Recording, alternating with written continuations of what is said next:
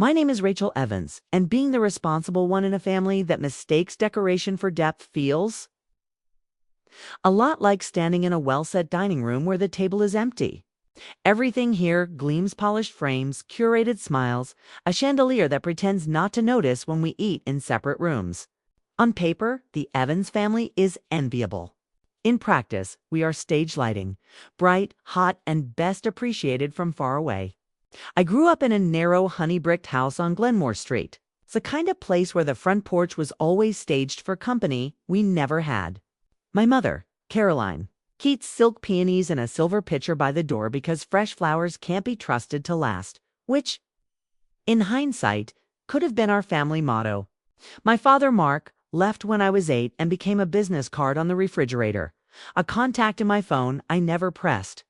Mother married Victor 3 years later, real estate agent with good shoes and a voice like he swallowed a pocket square. He installed dimmers in all the rooms and taught us that lighting could soften anything, even disappointment. I'm 32 now, old enough to know that secrets ferment, old enough to count them as a food group in this house. I'm the second of 3, Sienna, my older sister by 4 years, and Ethan, my younger brother, by 2. Sienna learned before the rest of us that a camera will love you if you feed it attention. She built a livelihood out of small squares of filtered life, curating outfits and opinions with the same elegance. Be aspirational, she says, as though aspiration were a vein you can tap. Ethan works in tech and talks in abbreviations. He's handsome in the way overlooked middle school boys often grow to be, as if kindness finally learned where to live in his face. If Sienna is the chandelier and Ethan is the modern lamp, I am the lamp with a slightly frayed shade that you can't replace because it belonged to your grandmother. I'm fine with that. Frayed things, remember? I teach literature at a public high school. Of course you do, my mother likes to say, which is how Caroline blesses what doesn't interest her. In class, we read narrators who tell the truth slowly as if it hurts them each time they swallow it back. I tell my students that the point of a story isn't to punish the villain. It's to let the hero see themselves. They nod, then ask if they can write from the villain's point of view instead. And I tell them the same thing. If you write honestly, both sides will ache. I didn't know yet how much aching the year would ask me to do. It was early spring when Ethan told us he was engaged to Amelia Park. He announced it over Sunday dinner, which is a ritual in our house the way a hurricane is a ritual in the tropics, predictable, devastating, and perversely celebrated. Victor likes to pretend the roast beef is the reason we come back. Really, it's habit and hope and Sienna's inevitable collab with the table lighting. There's a rhythm to these meals. Mother begins with gratitude for family. Victor follows with a toast to growth. Sienna studies her reflection in her spoon. Ethan makes a joke so light it floats, and I pass the salt in the direction of an argument we won't have yet. Everyone, Ethan said, standing up, half smiling, the way he does when he has news. I asked Amelia to marry me. She said yes. For a second, the air held its breath. Then Mother clapped, Sienna screeched. Victor raised his glass like he'd personally negotiated the merger. I stood too, feeling the table steady under my hands. Congratulations, I said into Ethan's shoulder as he hugged me. Amelia is the kind of woman who makes you think there is hope for kindness as a fashion. She moved from Seattle 6 years ago to manage a community arts center. She once spent an afternoon reading to strangers at the bus station because a snowstorm delayed their routes. If you asked me what love looked like standing in front of a refrigerator deciding between oat and almond milk, I would tell you it looked like Amelia reaching for both and saying, "We'll figure it out." She and I had become easy friends, our conversations always circling books and kids and what we wanted to become when we were younger and didn't know yet the shape of our lives. September, Ethan said when the squeal settled. We're thinking early September. Stunning light, Sienna said, automatically calculating posts in golden hour. Mother's eyes glinted. We'll make it unforgettable. The table hummed with plans. Victor offered the courtyard at one of his properties. There's a pergola, vines, it practically begs for vows. Sienna suggested a dress code, muted tones, nothing too loud. I mean, obviously Amelia can be bright, but the guests should be a palette. Mother, in her particular version of joy, began making lists. That's how Caroline loves, by managing. She's the kind of woman who will hand you a to-do list instead of a hug because paper feels less risky than people. Let me help, I said. I meant it. I love logistics the way some people love music. I like making sure the caterer and the florist and the elderly great-uncle share a map of how to get from car door to desert table without falling apart. Weddings are part theater, part triage. I know both languages. Mother's pen paused. She looked at me, not unkindly, just as if I'd offered to polish the moon. We'll see where you fit best, darling. It was nothing. A phrase tossed over a shoulder. Still, it felt like my name slid to the edge of the table and had to grip the wood to keep from falling. I tried not to keep score, but life has a way of tallying itself. When Sienna announced she was launching a home aesthetic line last year, Mother funded the first run, wrote captions, and offered our dining room as a backdrop for photos we'll eat in the kitchen for a week. No hardship for a good cause. When Ethan needed advice on negotiation at his job, Victor held weekend strategy sessions with whiteboards and espresso. When I had my first short story accepted in a literary magazine, I told them over dinner and Mother smiled genuinely. Then asked if the garden chairs would look better in sage. It's fine, I told myself then. Your wins don't have to be loud to count. I meant it, mostly. But family love that has to be measured keeps you up at night wondering whether your ruler is broken. Amelia asked me to meet her the following week to talk wedding details. We sat at a coffee shop near the school, where the barista knows my name and how I like my latte. Half sweet. Extra hot, because I like risks to burn my tongue before I taste them. Amelia spread a folder on the table. It was this mattered to, minute, tabbed, color-coded. She was nervous, I could tell. She tucked hair behind her ear twice when there wasn't hair there. Ethan said your mother will want to. Steer, she said. And I don't mind. But I want to make sure we keep some things ours. I'll be the storm wall. I grinned. I've trained for this.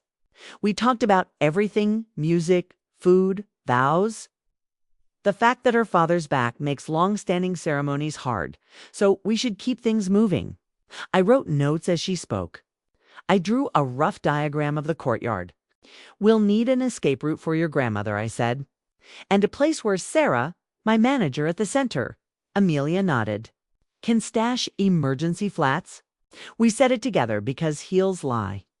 Then we laughed like we'd survived something already. We were leaving when I saw the poster on the cafe's corkboard. Mass poetry reading at the courtyard, September 7th. It was a fundraiser for the Arts Center, Amelia's project. The date caught me because it was the same weekend they were planning. You're okay? I asked, pointing. Amelia smiled. We scheduled the reading for Saturday afternoon. The ceremony's Sunday evening. We can do both. That's your rehearsal dinner, I said. We'll rehearse with poems, she said, and I loved her for that. When I told Mother about the double-booked weekend, she blinked as if I'd suggested serving soup in mugs. Her reading, she repeated, tasting the idea in her mouth. Well, lovely. I mean, there are priorities. We'll make it all work. Her voice had that tone pebbles in a pretty jar. We'll make it all work always means you will make it all work, which I didn't mind. What I minded was the speed with which my mother could imagine other people's joy as shadows across her porch. Ethan, for his part, tried to smooth things. Mom, it's important to Amelia. The community center basically raised her when she moved here. Mother smiled that smile you give at parties when someone tips their drink near the couch. Of course, darling. I didn't say it wasn't. I shouldn't have been surprised when the first decisions got made in rooms I wasn't in. I found out about the caterer through Sienna's Instagram story. A boomerang of her clinking glasses with a caption that read, "Menu tasting with my faves. Hashtag Amelia and Ethan." I felt the sting, and then the rationalization, and then the sting for having rationalized it. I texted Ethan, me? Menu tasting. Thought I was helping plan. Ethan, sorry. It was last minute. Amelia and Mom were already together and Sienna was in town and me. It's okay. Send me whatever you picked and I'll figure out logistics. Ethan, you're the best. I wanted to text back. I am the best at picking up the things nobody notices they dropped. That Friday, Victor hosted a planning session at the house. The dining table groaned under samples. Napkins in 11 shades of beige. Invitation cardstock you'd be afraid to bend. Tiny jars of jam because apparently jam is a personality now. I arrived after school, the day still clinging to me like chalk dust. Sienna was in leggings, bare feet on the chair, pointing to a mood board on her tablet. Mother held a stack of RSVPs as if the paper warmed her palms. "Rachel," she sang, "we were just talking attire. You'll wear something simple, yes. Nothing that competes with Sienna's silhouette. She's coordinating with a photographer for family photos." I looked at Sienna's silhouette. To be fair, it deserved coordination. She grinned, not unkindly, more like a cat might when you bring it a toy mouse. "I have a dove gray set in mind," she said. "Classic, minimal. Think reliable aesthetic." Reliable. The word shot through me, bright and accurate. That's what I was. Reliable like a spare tire. Reliable like the friend who carries tissues and granola bars in her tote. Reliable like something you thank and then forget. "I'll wear whatever Amelia prefers," I said. "Amelia doesn't have to prefer," Mother said gently. "She has to decide." She glanced at me as she said it. At something tiny in her look said, "I do not trust your taste to make a decision that won't embarrass me." It was there and then gone. Like a chill even the dimers can't soften. We began assigning tasks. Victor had the venue and the legal bits permits, curfews. The neighbor who complained about noise even when the neighborhood was silently sleeping. Sienna took care of visual consistency, which apparently included flower height and whether the cake should wear flowers like a crown or like a scarf. Mother adopted the guest list with both hands, protecting it the way a dragon protects a nest of eggs. My job was to liaise with vendors, coordinate timing, and all the little things that make a day feel like fate instead of luck. I was good at little things. I made spreadsheets that cross-referenced other spreadsheets. I talked to the florist about allergies and the DJ about volume caps. I found a makeup artist who could make Amelia look like herself with a nap, not an Instagram filter. I mapped chair arrangements that could be changed in less than 5 minutes in case of rain. I did it the way a person does anything they've practiced for years and seen, quietly, with joy, and with a frequency that made it look like air. The first sign that autumn would bring more than weather came in an envelope glittering at the edges like too much enthusiasm. Mother had shown us a mock-up of the invitations, two-toned, embossed, a script that interpreted the letter A as a swan. I opened mine at the kitchen counter, standing, because I always open mail standing. I don't know what that says about me, except that I like to be braced. Inside was a cream card. Lovely, correct? With this line at the bottom. "Reception by invitation only." "Huh," I said aloud. Because there was nobody else in the room, and because sometimes you need to hear your confusion to measure its size. I called Mother. "Reception by invitation only." She didn't hesitate. "You can't have everyone at the dinner, Rachel. It's not a festival. Smaller receptions are more tasteful." I wasn't. I stopped. "I just didn't know that was the decision." "We have to cut somewhere, darling." She had moved to her kindness voice, the one that comes with 2 drops of patience and a lemon twist. "Budget is not infinite. And anyway, the evening will be intimate. I'm sure you understand." I do understand budgets, I thought. I also understand who gets cut because it feels easy. I said nothing. I didn't want to start a war over a sentence when there were whole paragraphs waiting. When I told Amelia, she frowned without anger. I told her I wanted it to be open, she said. "But your mom said it's standard, and, I'm trying to pick my battles." "Pick me to fight them," I said, half laughing. She squeezed my hand. "You already are." The weeks braided themselves into a season. The Community Arts Center fundraiser approached. Amelia was equal parts terrified and lit from within.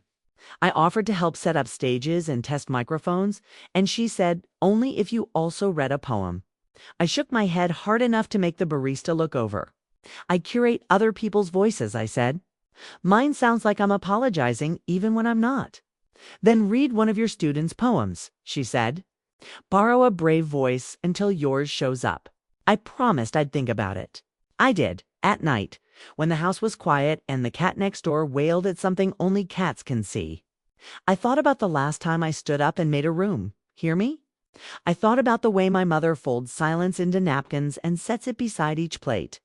One evening in late July, I dropped by Mother's to pick up the seating chart she wanted me to make less chaotic. She was in her office, which smells like paper and lavender and the unresolved past. On her desk lay the guest list spread like a map. Red dots covered names I recognized, neighbors, cousins, Amelia's colleagues from the center. I recognized what the dots meant before she said it. "We've had to make trims," she said, as if she were cutting hair that would grow back. "It's simple math. We're at capacity." "Capacity," I repeated. My eyes went to the left column where reception was indicated with a discrete symbol. And then to the right column where a question mark sat beside my cousin Zoe, who flew in for every funeral and every birth. "You cut, Zoe?" "She'll understand," Mother said. "She always understands." I nodded. Of course.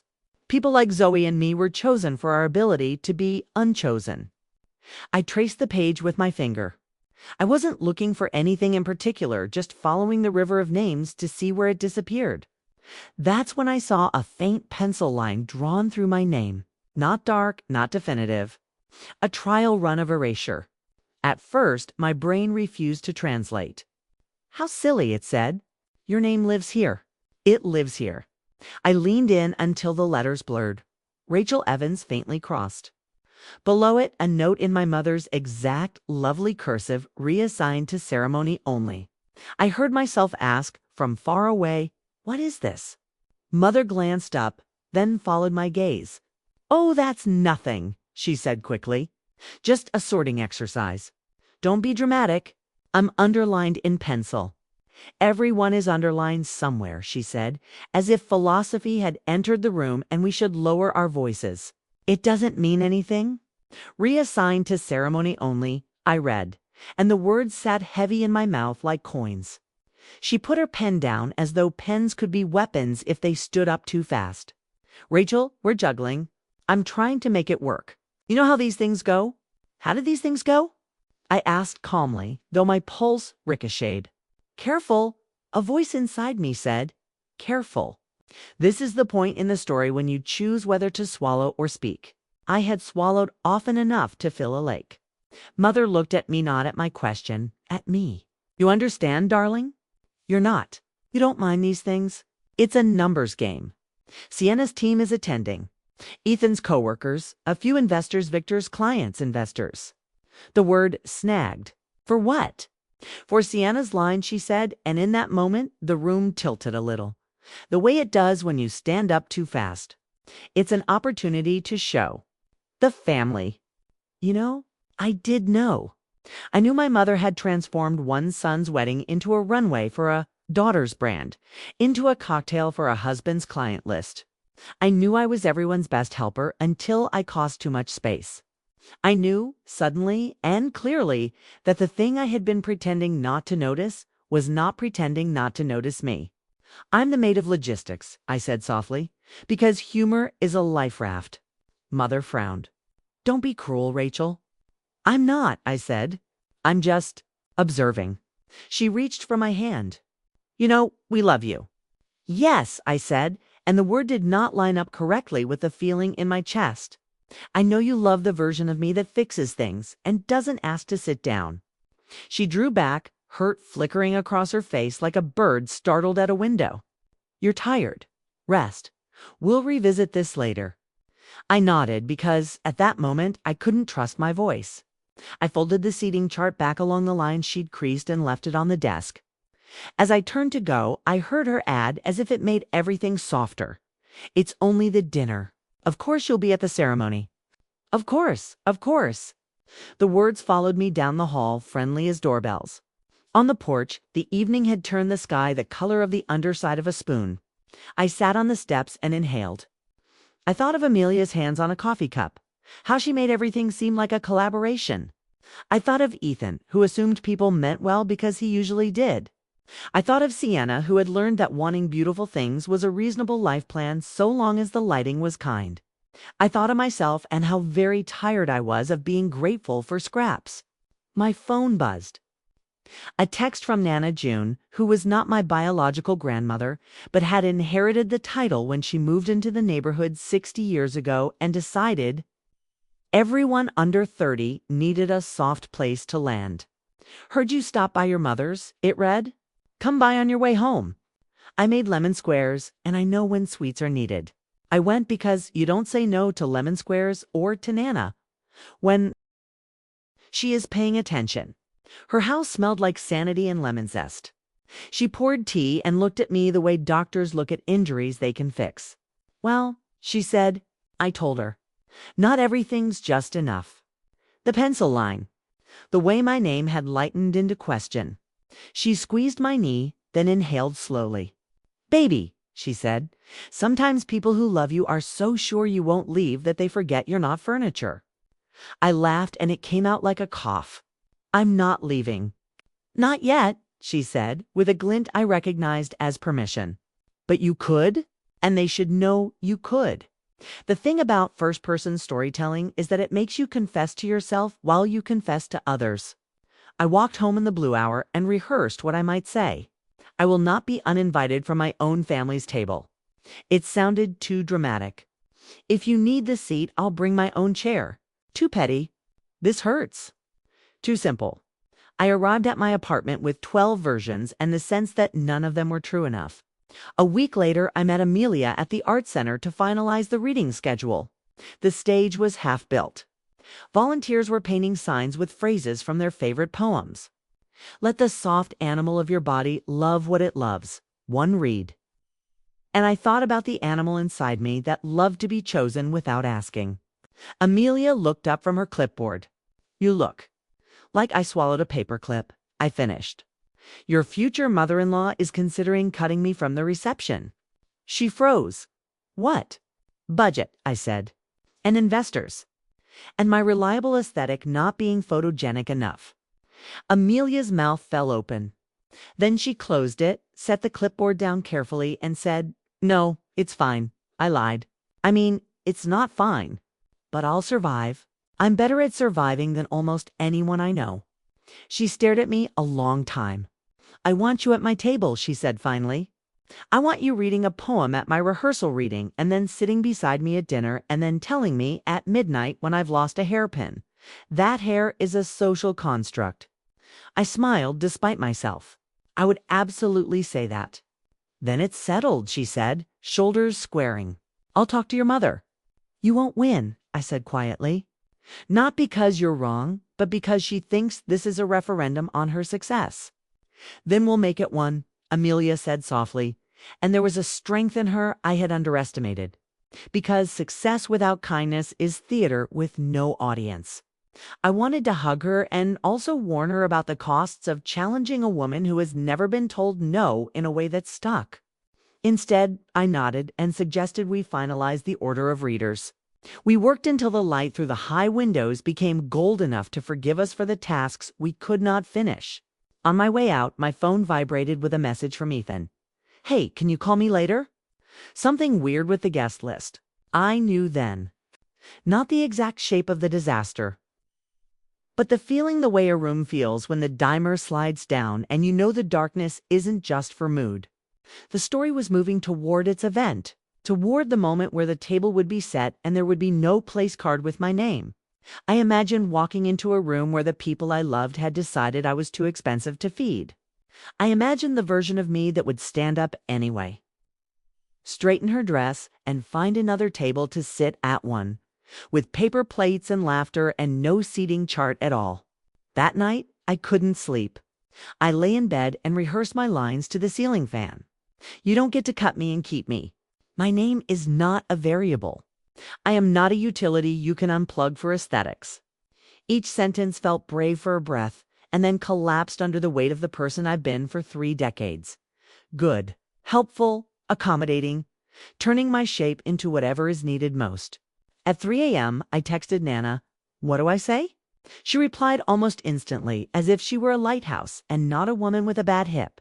Say what is true and can be repeated. What was true and could be repeated, not just shouted in a private room? One typed and deleted.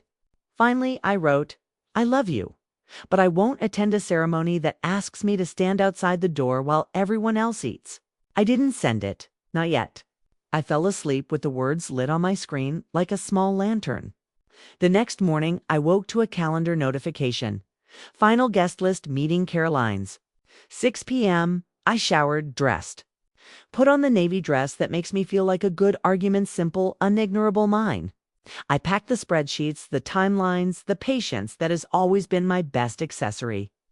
As I left the apartment, I caught my reflection in the hallway mirror and said to it, quietly but distinctly, you are not furniture. In the driveway, the air felt like an inhale waiting to become a sentence. I drove to my mother's house rehearsing, unrehearsing, trying to find the place inside me where refusal could live without apology.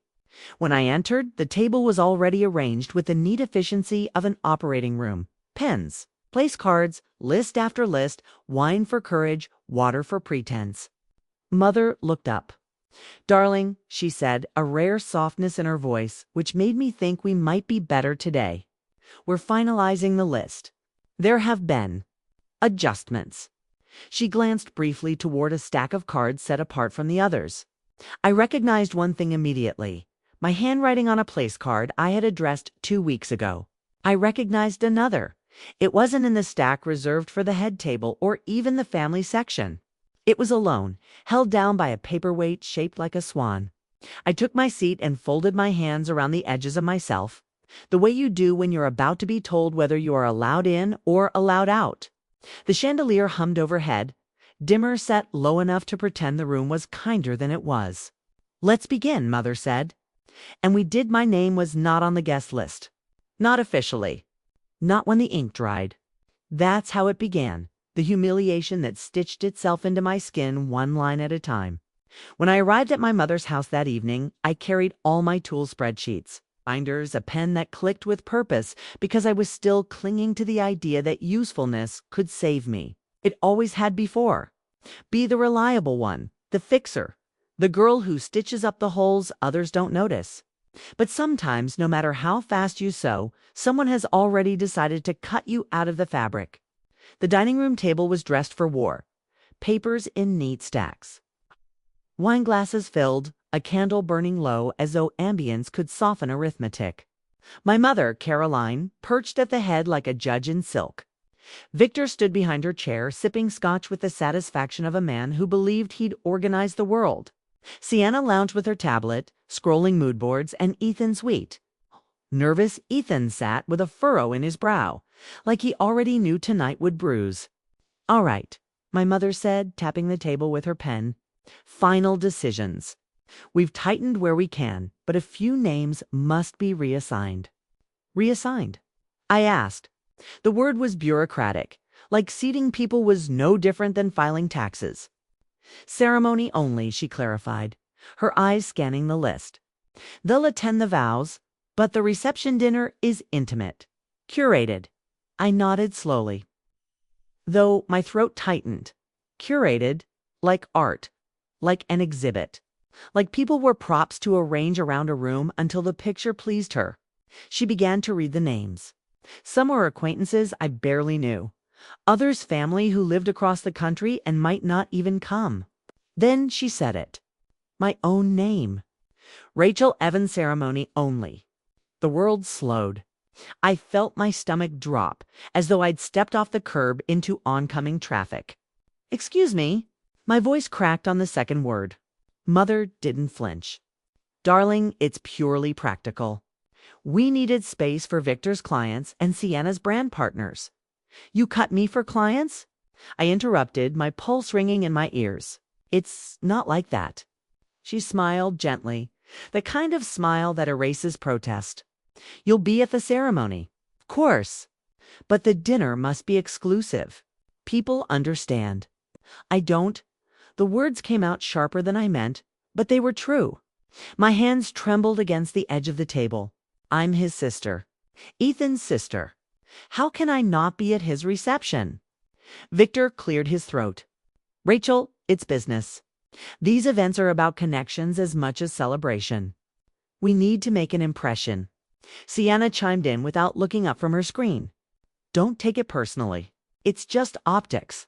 The reception photos will circulate and, well, she gestured vaguely at me, as though my presence were a clashing color on her palette. I laughed bitterly. Optics. I'm your sister, Sienna. I'm not a paint swatch. Rachel, mother sighed. Don't be dramatic. I turned to Ethan, praying he would speak. His face was pale, his jaw tense. Mom? He started, but then faltered, glancing at Amelia's name on the page. Can we maybe reconsider? Darling, Mother cut in smoothly, you have enough to worry about. Leave the logistics to me. Something inside me cracked. All my years of swallowing, of stepping aside, of letting myself be invisible for the sake of peace, they pressed against my ribs like fists. Logistics, I whispered. You're talking about me like I'm a chair you don't have room for? Rachel, she warned, her tone the same one she used when I was a child about to embarrass her in public. But I wasn't a child anymore. I stood, hands shaking. If you think I'll sit through a ceremony knowing I'm not, welcome at the table afterward, you're wrong. Don't do this, Mother hissed, her eyes darting to Victor, to Sienna, as though my refusal were a stain spreading across her perfect tablecloth. I laughed, sharp, humorless. Don't do what? Insist that I matter. Ethan pushed back his chair. Ratch, wait, but I couldn't wait. I walked out, the chandelier's light blurring behind me. My chest burned, my eyes blurred, and still I kept moving. Out the door, down the steps, into the cool night where the air didn't measure me by my usefulness. I thought that was the end of it. That I would disappear quietly, licking my wounds, and they would carry on with their curated evening. But humiliation has a way of echoing. It doesn't stay contained. It bleeds. When the invitations went out, the line at the bottom sealed my erasure. Reception by invitation only. And for those who asked, who wondered why Rachel Evans wasn't listed, my mother had an answer ready. She's busy with school. You know, she prefers quiet evenings. It was a lie so neat it almost sounded like the truth. The weeks passed, each one pulling me closer to a wedding I wasn't welcome at. Friends asked about the preparations, and I smiled, changed the subject, swallowed the ache. At night, I rehearsed speeches I never gave. I am not furniture. I am not a utility. I am his sister. And then the day arrived. The ceremony was beautiful, of course. Golden light spilled across the courtyard. Amelia, radiant in lace, Ethan glowing with joy. For a moment, as I stood in the second row, I almost forgot the wound beneath my dress. I almost believed I belonged. But then came the dinner. Guests filed into the reception hall, laughter spilling like champagne. My mother stood at the entrance, greeting people, directing them to their seats. I stepped forward, clutching the small gift I'd wrapped for Amelia and Ethan. My heart beating so loudly it felt like the whole courtyard could hear. Caroline's smile froze when she saw me. Rachel, she said softly, blocking my path. You're not on the list.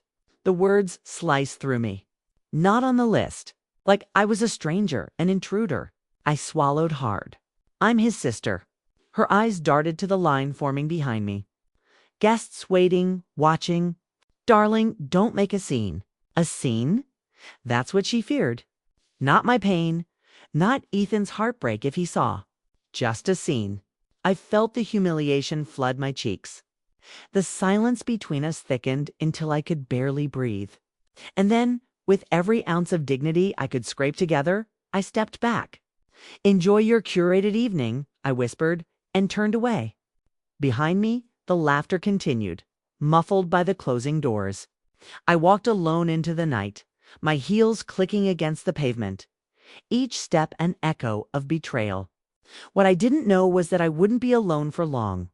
Because humiliation, when witnessed, has a way of sparking rebellion. And mine was about to ignite. The night air was heavy, the kind that clings to your skin like judgment. I walked away from the reception hall, clutching the small wrapped gift meant for Ethan and Amelia. my heels uneven on the gravel path. My chest felt hollow, like my ribs were scaffolding holding up nothing at all. I'd been cut from the table, exiled from my own brother's celebration. But humiliation has witnesses, and witnesses carry weight. I didn't realize at first that someone had followed me. I stopped under a tree near the parking lot, trying to breathe through the knot in my throat, when a voice whispered, "Rachel." I turned. It was Amelia, her dress glowing in the soft spill of lamplight. Her veil had been pinned back, her face flushed with the joy of the vows still lingering in her smile until she saw mine. Then the joy cracked. "What happened?" she asked, stepping closer. "Why are you out here?" I tried to laugh, but it caught in my chest. "Ask your new mother-in-law. She says I'm not on the list." Her eyes widened. "Not on the what?" "She cut me," I said, the words tasting bitter. "Ceremony only. Reception is curated." For a second, Amelia just stared as if she couldn't process that such cruelty could exist in a family she was now part of. Then her expression shifted, anger, sharp and sudden, like a match struck in the dark. "Stay here," she said, her voice low but fierce. "I'll fix this." She turned on her heel, gathering her skirt in her hands, and marched back toward the reception hall. I hesitated, torn between shame and hope. Part of me wanted to flee, to disappear before anyone could see my humiliation.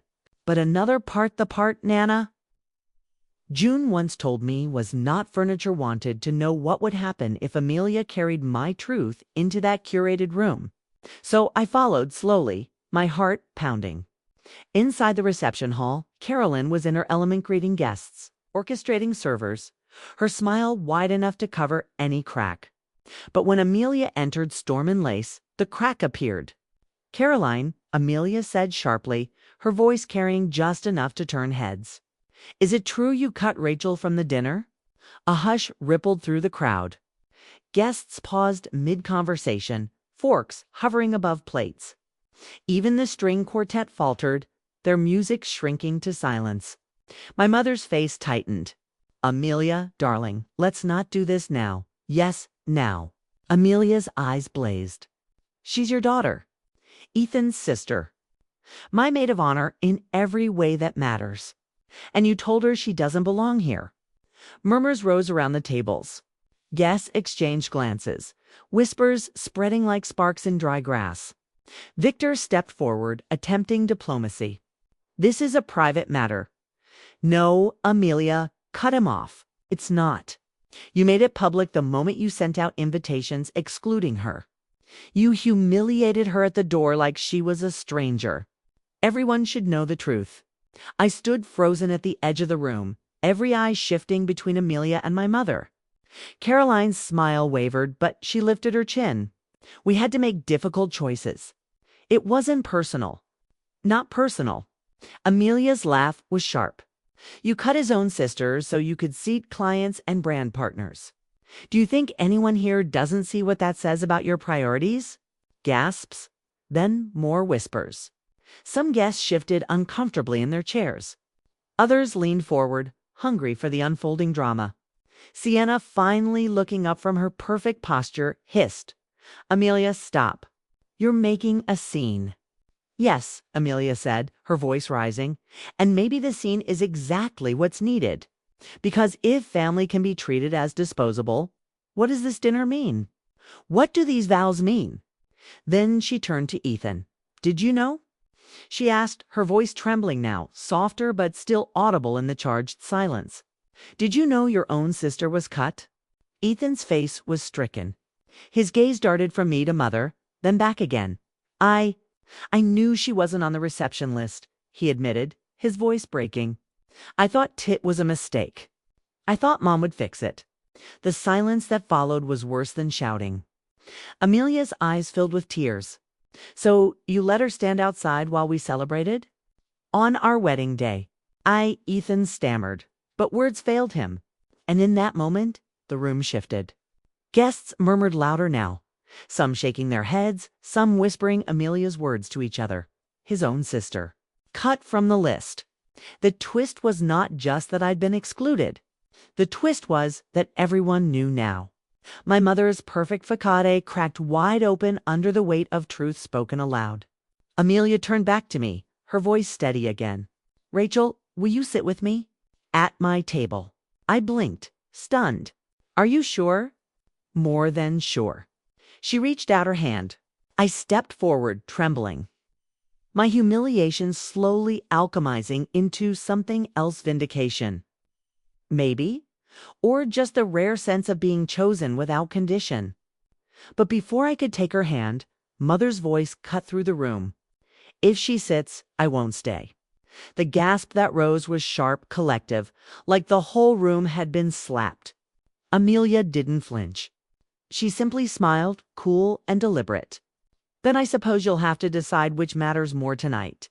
Appearances or family." And for the first time in my life, I saw my mother speechless. That was the revelation. Not just that I'd been cut, but that in trying to erase me quietly, she had exposed herself loudly. What was meant to be curated now unraveled in full view. The whispers grew, tables turning, alliances shifting. And I realized, standing there with every eye on us, that humiliation can flip in a heartbeat. Sometimes the person you cut out becomes the person the whole room rallies around. And sometimes everyone walks out with her. The silence after my mother's threat felt like thunder waiting to land. "If she sits, I won't stay." The words hung in the reception hall, heavier than the chandelier above us. I could feel the weight of every gaze, every shifting chair, every fork set quietly back onto china.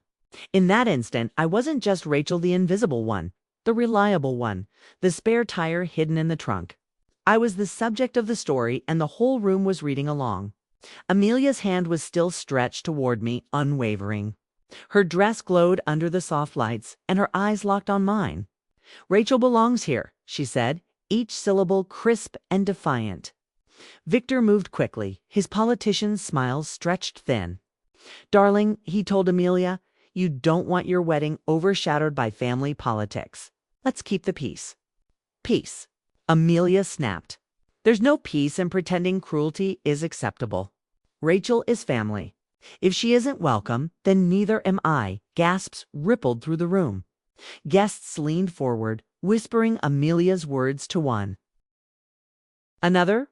My chest ached. This woman, my new sister, was fighting for me harder than my own mother ever had. Then Ethan stood. His hands shook, but his voice carried. "Mom, Rachel is family. If she leaves, I leave." Caroline's face froze. She opened her mouth, but nothing came out. For the first time, her command over the room faltered. And then something remarkable happened. One by one, guests began murmuring to each other, standing, gathering their things. My cousin Zoe was the first. She pushed back her chair with a sharp scrape and walked toward me. "If Rachel's not welcome, then neither am I." She slipped her arm through mine and stood tall. Then Aunt Clara rose, her pearls trembling against her neck. "Family comes first. I won't sit at a table that rejects its own. Like dominoes, more follow friends, relatives." Even a few of Victor's so-called clients who muttered that business dinners were one thing, but this was indecent. The air filled with the rustle of coats, the clinking of glasses abandoned mid-toast, the collective shuffle of loyalty shifting in my direction. Sienna leaped to her feet, her voice sharp. "Are you all serious? You're ruining the pictures." But the room wasn't hers anymore. It was mine. I hadn't planned to speak, but the words rose up like fire. I stepped forward, my voice steady even though my hands trembled.